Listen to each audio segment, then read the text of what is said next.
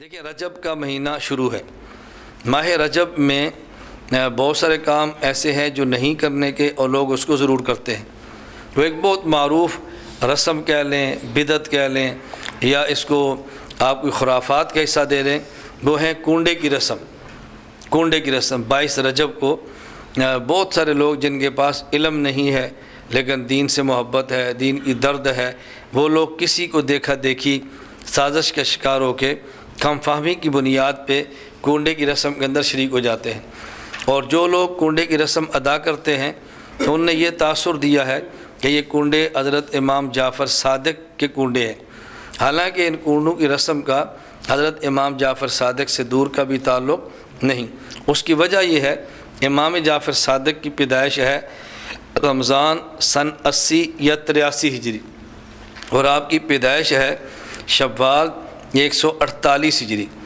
تو رجب میں نہ ان کی پیدائش ہے اور نہ ہی رجب میں ان کی وفات ہے. تو 22 رجب کے معاملے کا ان سے دور کا بھی تعلق نہیں ہے. حضرت امیر معاویہ رضی اللہ تعالیٰ عنہ کی جو وفات ہے وہ ہے 22 رجب سن 60 ہجری. تو حضرت امیر معاویہ رضی اللہ تعالیٰ عنہ کی وفات رجب سن 60 ہجری کو ہے.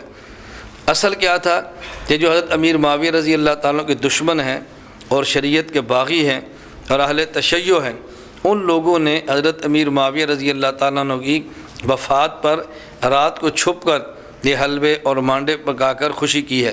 اہل سنت کا زور تھی، طاقت تھا، اتنی ہمت نہیں تھی کہ اہل سنت کے سامنے اعلانیہ طور پہ امیر معاویہ رضی اللہ تعالیٰ عنہ کی وفات پر خوشی بنائی. اس لیے خوشی بنائی لیکن چھپ چھپ کے بنائی. اسی وجہ سے شاید آپ کے بھی علم میں ہو ایک عرصہ تک یہ رسم رات کو ادا کی جاتی رہی. لوگ کہتے تھے کہ کنڈے صبح فجر کی اذان سے پہلے پکانے اور کھانے ضروری ہیں. اس کی بنیاد کیا تھی کہ اہل تشیع اور روافض امیر معاویہ رضی اللہ عنہ کی وفات پر یہ رات کی تنہائی میں اور رات کے اندھیروں میں اس رسم کو بنایا کرتے تھے. لیکن جب سے شیعت نے زور پکڑا یا یوں کہ اہل سنت کے ایمان میں کمزوری آئی اور اپنے عقائد کا تحفظ چھوڑا ہے، اس وقت سے اب دن کو اعلانیہ طور پر بھی کنڈوں کی رسم شروع ہو گئی ہے.